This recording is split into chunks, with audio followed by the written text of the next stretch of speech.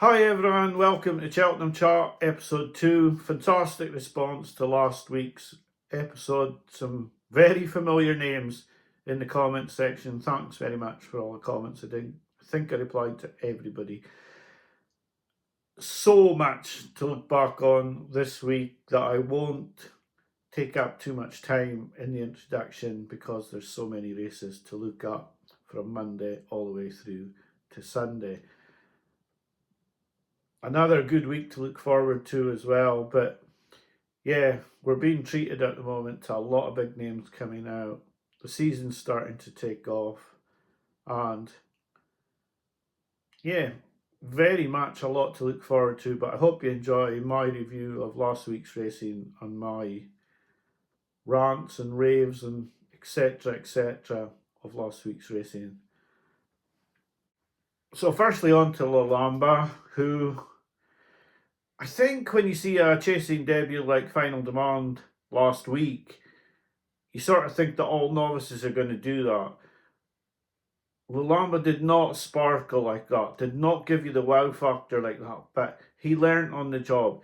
He did a very professional job of winning. He was not as good as Final Demand. He was not as flamboyant as Kopeck de Bordes in parts of his race. But he was very safe, he was very good, and he did exactly what he needed to do. He's a 5-year-old and he was getting a little bit of weight, and a lot of these horses in behind were given educational rides, as they're called. So he's going to need to do more in his next race. I'm sure he'll go slightly up in grade. But there was absolutely nothing wrong with what he did. I thought he was very professional and very good. But like I say, he wasn't quite as flamboyant as the others in this division. But he did absolutely nothing wrong, and he will come on a lot for this run. Kopeck de Bordes, I was going to just do him individually, but I might as well do him in the same part as Lalamba. He was a bit strange now because he was absolutely fantastic in the final sort of 1 mile and 3 furlongs this race, but he was a wee bit erratic in the first 5 furlongs and the first few fences.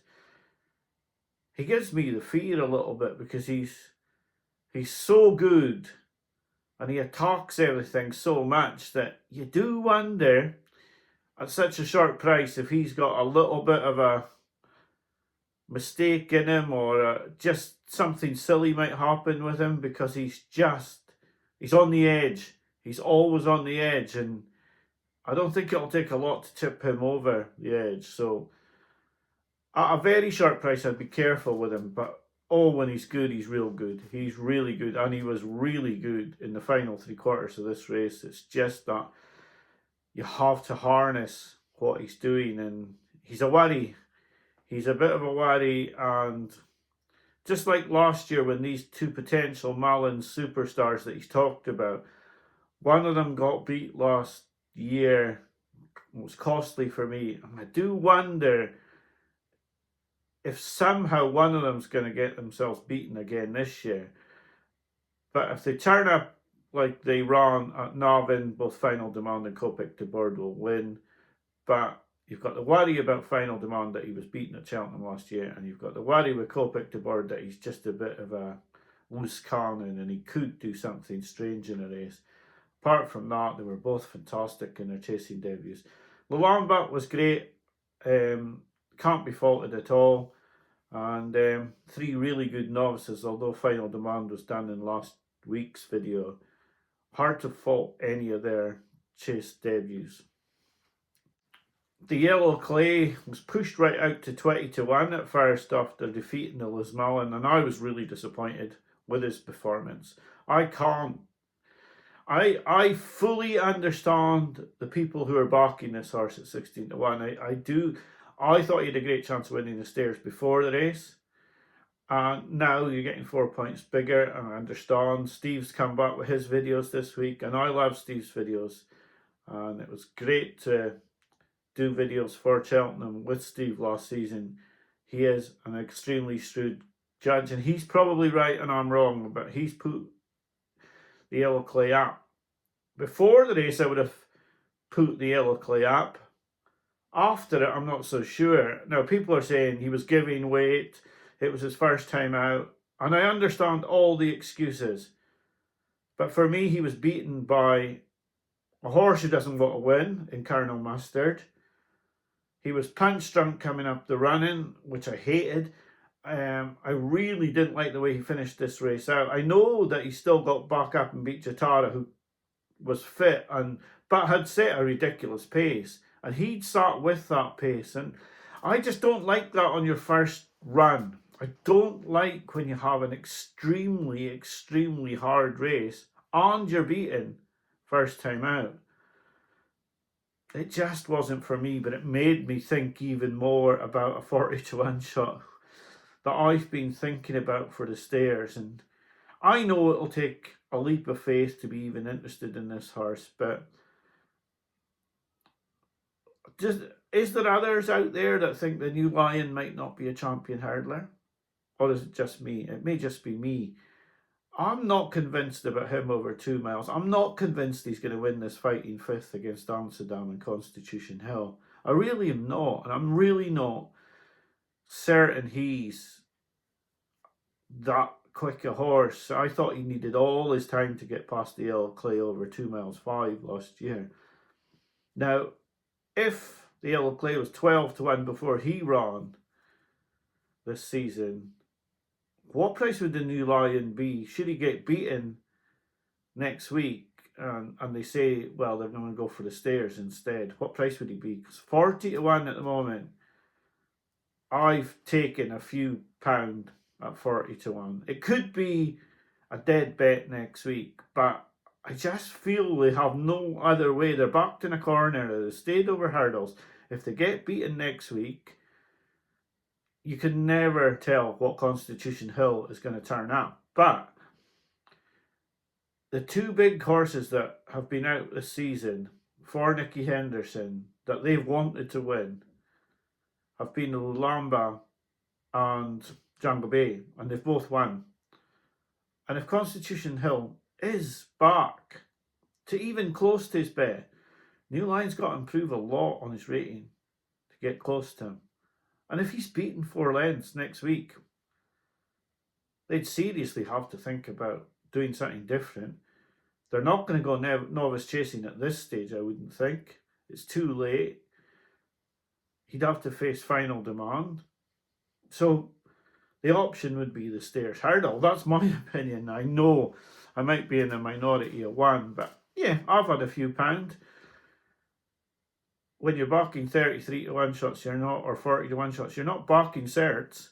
I just think he's a possibility. I think he's got a chance, and I give him a chance.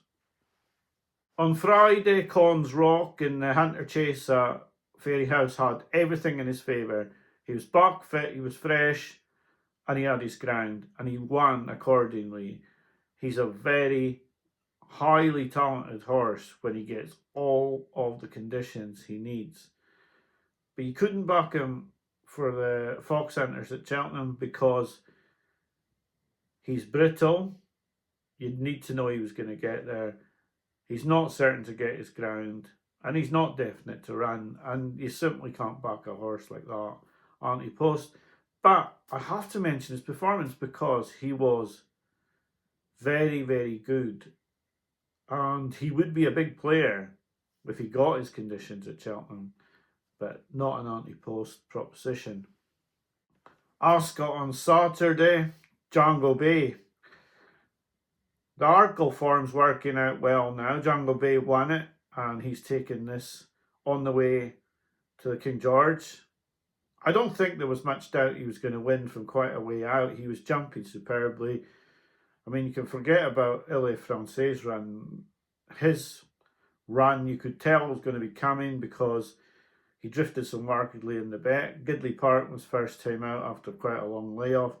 But Jango Baie did this well, and he is a big contender for the King George. After that, they probably would go Ryanair, I would think, but perhaps Gold Cap if it's starting to fall to pieces a little bit. But his next target will be the King George, and he'll have a massive chance in a King George, a really big chance. He was very good here. He's contracted in odds a lot for the King George and he'd have a big chance. The other horse who ran at Ascot and will have a massive chance in either the mare's hurdle or the stairs if they perhaps push it up in distance.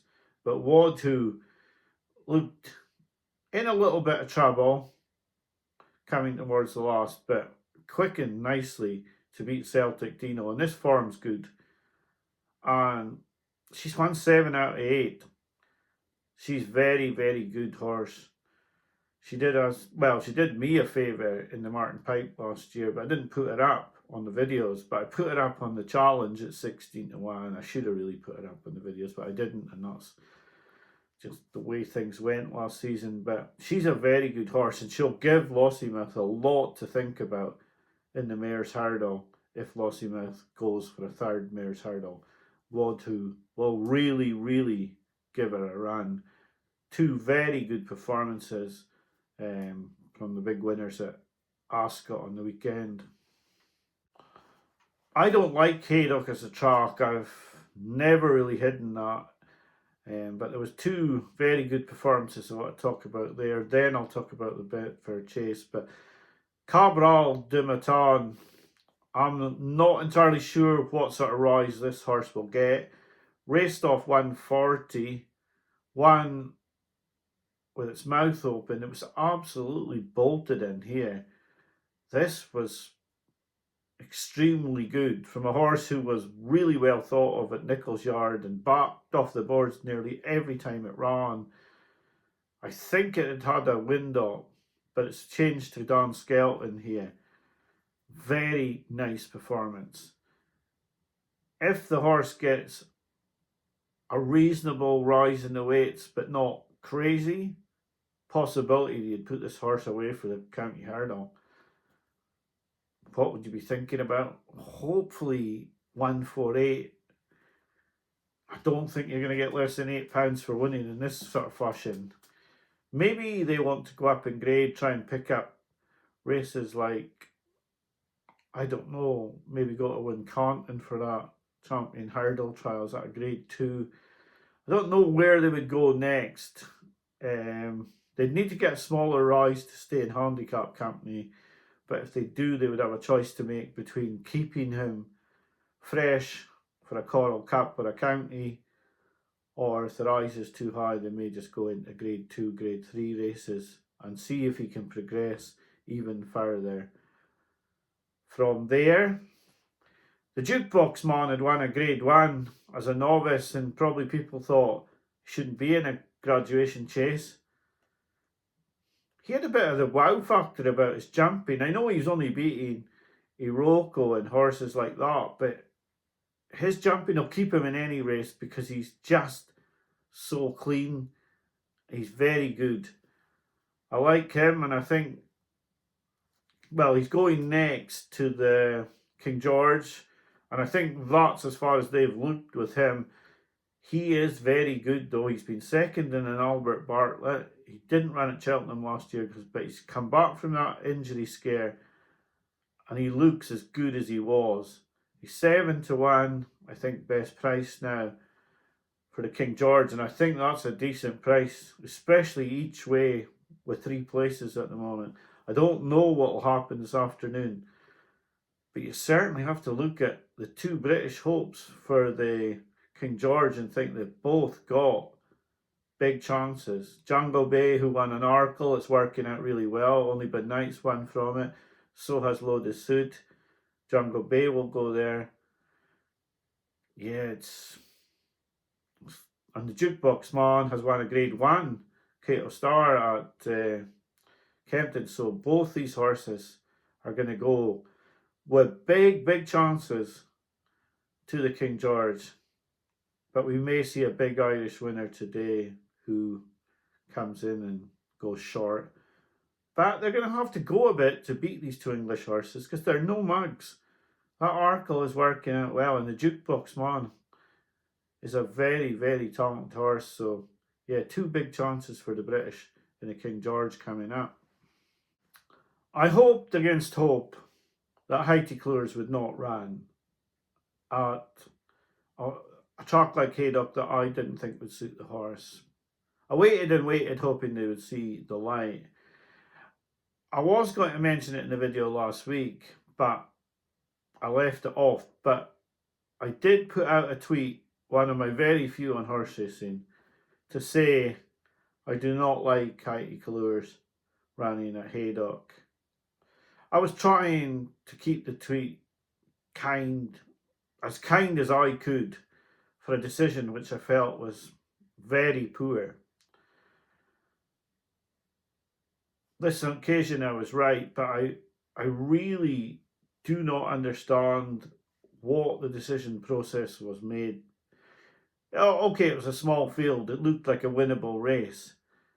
But they didn't know if the horse could compete in Grade 1s. They didn't know how it was going to react to a very, very tight virtual drog track at Haydock, when the horse had done all its winning on big, wide open galloping tracks like Fairyhouse and Newbury and Cheltenham. I just do not get the decision making behind this. Now, I know they're a small yard, probably got carried away in the hype after winning that per temps, but they had a plan to go to a galloping track of 153 in a Coral Gold Trophy, and instead they've gone to a track completely unsuitable for their horse because it was a small field and because there was big prize money. And a horse who had been progressing all season, all last season, and looked like he was on a massive upward curve, has now run at a track that I thought was going to give him no chance, and did give him no chance. He's had a bad experience. He's jumped poorly. He's never looked happy on the track at all. For me, he should have been pulled up half a mile or a mile before he was. And he's had a bad experience. And you could knock a horse like this back a long way running him here. And I truly don't understand. And it's not to say I told you. I surely can't be the only one that thought, what on earth are they running this horse at Haydock for? They will pay a price. And it's sad to say about a small yard. But they must know in their hearts this was a ludicrous decision to go to Haydock. And they must be ruining it now. Grey Dawning won the race. It was a nothing race. Absolute nothing race. Katie Calours hated the track, and the other three didn't get their ground. Royal Pagaille was primed for it, but didn't get his ground. And Grey Dawning's virtually sort of just had a counter round.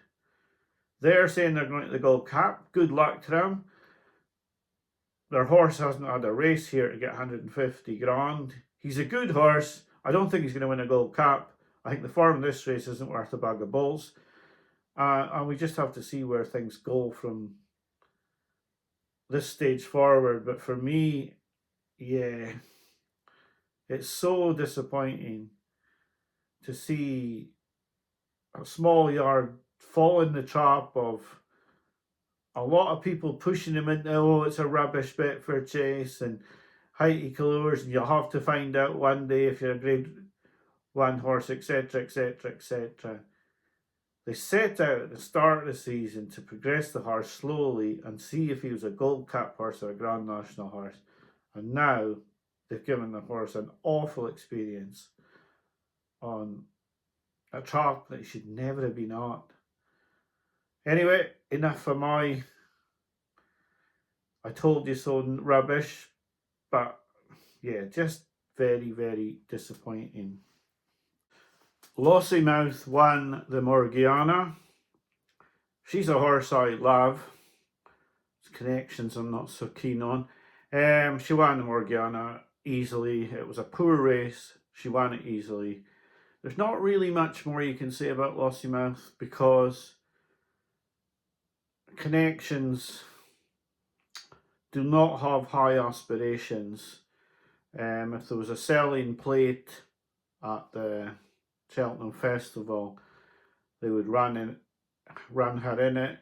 I believe she's a superstar and she's wasted where she's running, but connections seem intent on going for cheap, easy options. What can you do? You can't do anything. It's frustrating for the punter. It's frustrating for the sport, but they can do as they please as they pay the bills. And you just have to accept the fact that they have very little sportsmanship and very little, like, they don't really care about the sport if they don't want to have the great races, if they just want to win a cheap little bit of publicity for themselves. And so there's no real point in talking about Lossiemouth because it's highly likely that they'll make out they're going to the champion hurdle all season, and then because they've had no glory this season, they want that third Mayor's Hurdle, which she would get, I'm sure, very easily if she does go in the Mayor's Hurdle. But most people will think now she's going to go to the champion. That would be your thoughts when she's gone to a 2-mile race rather than her original intended race, which was the Hartons Grace. But we'll just have to wait and see. There's no point in speculating over Lossiemouth. You'll find out the Sunday before Cheltenham at 9:50 where she's going to run. If she doesn't run in the champion hurdle, she'll run in the Mayor's Hurdle on Thursday. Cork on Sunday, it's a bit strange. Now, I had Certudo down as a horse I would think about for the Albert Bartlett. And he's come out here over 2 miles and won nicely. And I really don't know where he's going to go now. He's won well from Jalon Duderies. It's impossible now to think about where this horse could go because he could go in the 2-miler, the Turners, or the Albert Bartlett. So he was good. I didn't think he'd be quick enough to be winning over hurdles as easily as this. So it just, speculation over his target now is difficult because they will have horses who they probably think are more 2-milers than him. But he's done this nicely, and until you get some sort of inkling about where he could go, you can't really talk about him. Jade de Grugy should, on her Mayor's Hurdle form with Calaconte, have romped in on her chasing debut, but she's been well beaten by Calaconte here, and she looks to have run stones below her hurdles rating. And she didn't jump great, and she now looks like she could be a horse that gets lost. She was 4th in the Mayor's Novice. Last year she ran a great race to come second to a very easy winner in the Mayor's Hurdle. Now she's gone chasing and she really hasn't run well. I don't think that Calaconte's improved by the guts of £20 to put this performance up and say that Jade de Grugy's run to her Mayor's Hurdle rating. So I think what you would say is that Calaconte's possibly improved a little bit for fences, but Jade de Grugy's regressed badly for fences. She didn't jump well. It was first time out. Whether they persist with this, but do you see Jade de Grugy beating Wadhu and Lossiemouth in the Mayor's Hurdle? No, and that's what I mean about perhaps she's going to get lost here now, because I don't know where she goes and I don't know what they do with the horse now. It's a very sort of difficult position they're in now. If she'd been very good over fences and looked like a Mayor's Chase horse, then she would have slotted in there as a possibility for a Mayor's Chase. But with this debut, you really are scratching your head. Calaconte, she will probably go to the Mayor's Chase because I don't see what else Gordon Elliott would have for the race. I don't see many horses that Rob could have got that could go there. So she is a possibility. I don't think she'd be a short price for it against horses like Spindlebury and Dino Blue, but you know, she would be a outsider at the moment. She may run in more novice chases and go up the pecking order, but at the moment I think you have to take this as a good, promising debut for Calaconte and a bit of a disaster for Jade de Gruchy, in truth. What an amazing race the John Durkin was.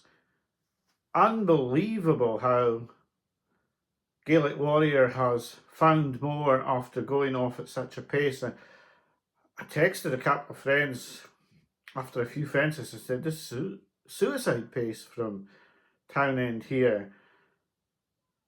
And I don't know, maybe Factophile's made his ground up too quick. It's hard to know what to make of that. I'm making the video straight after the race to get this video out, so it is hard to digest exactly what happened in the race, but they were the only two in it for such a long way. I mean, it's 30 lengths just about back to the third and fourth, and I know the way you're thinking was fifth, but and that'll be a fine starter for 5 for I know the way you're thinking. You thought at the second last that Factophile was just going to go by and win by a cosy 3-4 lengths, and Gaelic Warriors found more here. Will he go to the King George now? What a start to the season for him and for Factophile. Two unbelievable horses. I really just cannot see, no matter what Britain have, that these horses are going to get beaten in the Ryanair later in the season. One of them has to take the Ryanair out. Has to. But I still can't quite believe what I've watched there, because I wouldn't have given you any chance of Gaelic Warrior staying on again to win that race once he'd gone off at that pace, and once Factophile picked him up between the second last and the last. It's an incredible performance. I don't know what price he is for the King George now. He must have a fantastic chance in that race. There's no question about that. The British horses who I've talked about earlier in the video have got a serious rival if he goes to the King George. So 3 massive contenders for the King George have run this weekend now, with Gaelic Warrior obviously, perhaps Factophile, who knows, and then the Jukebox Man and Jango Baie, and both of them have looked fantastic as well. So you're looking at a serious race set up for Boxing Day at the moment. Just a serious race. But today's race, Gaelic Warrior, I like this horse actually. I put him up for the Arkle a couple of seasons ago when everyone said he couldn't really win. I don't think this was quite as deep as he'd like the ground today, but he's won. And he's obviously won over 3 miles before, so he obviously stays. In fact, the file stays as well, but the sheer distance they've gone clear of the rest is quite frightening. I mean, Hartwood had run this season. That's a race fit rival. 30 lengths back. It's, quite astounding. Don't really know quite how to react. I suppose if I'd watched it back a couple of times, and what a race it was. Incredible. And I would have swore blind to anybody that Factophile had jumped the last 2 he was definitely going to win, and yet he's not won. So a fantastic performance by Townend as well to get the pace right. And I